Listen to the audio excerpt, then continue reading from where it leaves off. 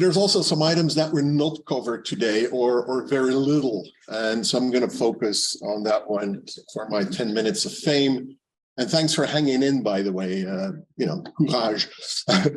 And that is when we do this build the digital twins, let's not forget for whom we do this. For us, humans. And so what we build in Rotterdam is what we call an urban digital twin. And actually, the word digital twin doesn't really apply. If you go to my next slide, if that is possible, it's a digital triple, and here it is. So traditionally today, when we talk about digital twins, it's like an aid to the physical reality and social reality. It sits someone on the side, and this is a tool that allows us to enable some of the digital experience that we have. When we build a digital twin for a community, what we call the digital urban community, you'll see that the digital reality will play an equal role with physical reality and social reality. And that is something entirely new. Here, well, actually, we're still here today. And legislation that we use here is still based on Napoleonic law. When was that? 18th century, 19th century, somewhere around that, where digital was, wasn't there. And so if we evolved like this, and this is what's happening today, is that we need a new ethical and legislative framework. Things are happening in digital reality that have an effect here, but that we discovered too late. And actually, I have a great example of something that happened over the weekend. Fortunately, I missed it, but there was a big rave in Sint-Truiden in Belgium. Have you heard about this in the news? Totally illegal, right? So that was totally organized in the digital reality. And legislative, so the social reality and physical reality, only got to know this an hour before it happened.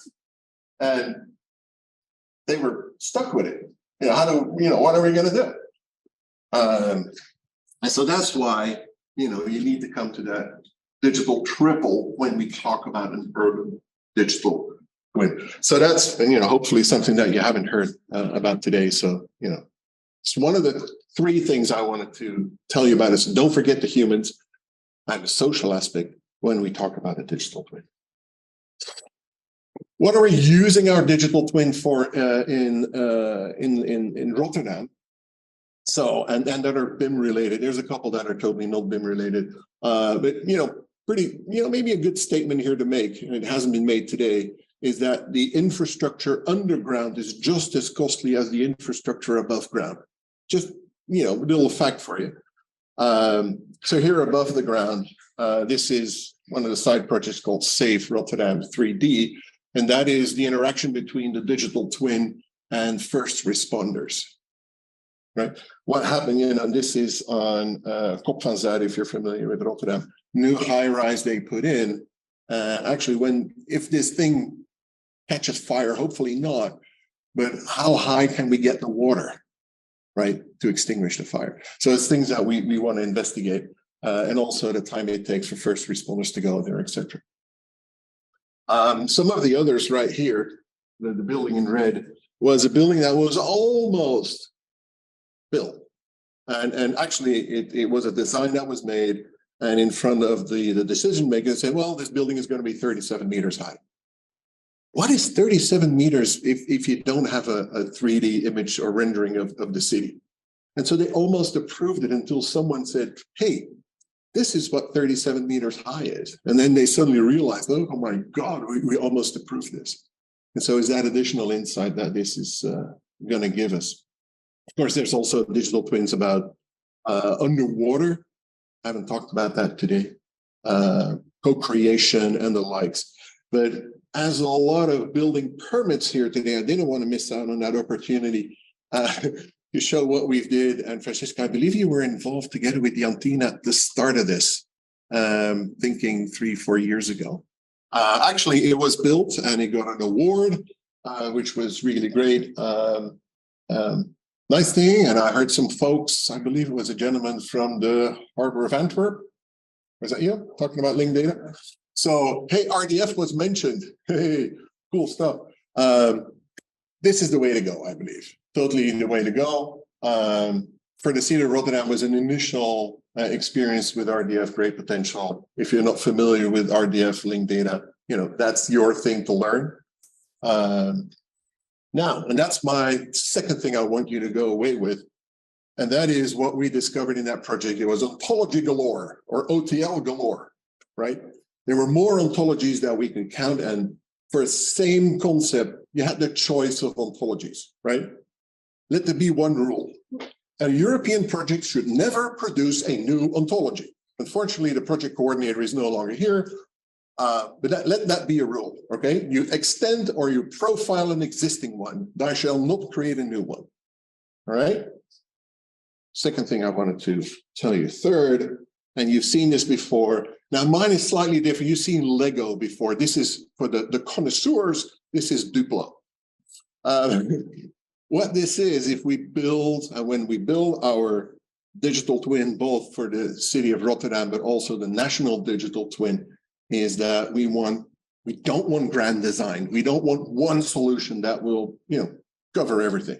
A, it doesn't exist. B, it'll give you gigantic vendor lock-in and everything that comes with it. So we want to build it up from smaller components and integrate the smaller components using PPIs, pivotal points of interoperability, AKA the well-known standards. And you put the Duplo on, and this is actually a mistake because this is a Lego board. Again, for the connoisseurs, Lego is compatible with Duplo. Try that next time.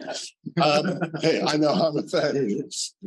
I got no, let's not go there. I have 10 minutes. So what we actually want to do here is you have a Lego at the bottom and you build stuff with it, right? But it's not that you're going to take the little house or the ancient building here, whatever. Don't buy it as the one solution, right? That's grand design. Shy away from grand design, never works. Proven in the past. Go for components that you could stitch together using the well-known standards, and use the web. Again, I kudos for the gentlemen from the Harbor of Antwerp for saying that I shall use the web, right? And actually, I had a bit of a deja vu, and I think BIM using the web is sort of what GIS did 20 years ago. I know that's a terrible statement to make in front of this audience, but embrace the web. You're done by putting IFCs on a memory stick or mailing it around. Don't copy data. Reference the data, right? Web services are there for you to use. There's no single digital twin. And again, I'm echoing some of the things that were said prior, and that is, it's an ecosystem. These things need to work together. And they can work together if you use the pivotal points of interoperability, if you use the best practices as they are practiced on the web, right? That's how we can get these things to collaborate. And that means that BIM needs to, or the BIM community needs to embrace the web. And you've partially done that through the use of RDF, but go further, look at the APIs and give web access to drawings. Don't send them around anymore. Next time you hit the send button in your email with an IFC attached or WeTransfer or whatever, think twice. Don't do it. And so what we did, there's a pretty unreadable URI here. What we did, we described what the conditions are for these things to collaborate in a federated way. And I think this is great reference work to solve the big issues that they have in the Netherlands, and you heard previous speakers about this. And then my final word, I already said this, sort of somewhat low quality here on the screen, and that is move to the Web 3.0.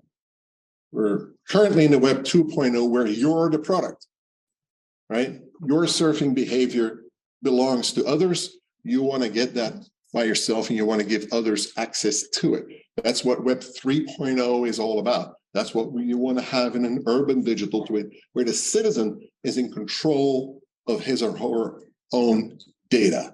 So embrace the Web 3.0.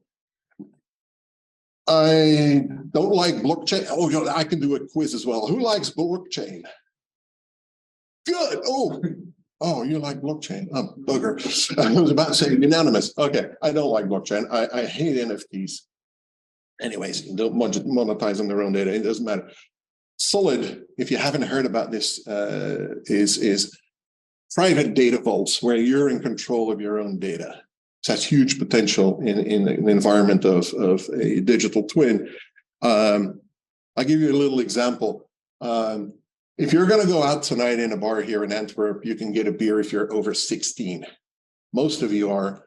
But if they ask you for your ID to check on your date, they also see your name, where you were born, what your number is, etc. That is information you should not share. The only thing that they should check is that are you older than 16? That is what Solid will do. They will challenge your private data vault just to check if you're older than 16. That's it. They don't need to know your birthday. Right now, we're oversharing in Web 2.0. Web 3.0, you share just what's needed. That is also part of an urban digital twin, I believe. And with that, that's my story, and I'm sticking to it. There you go.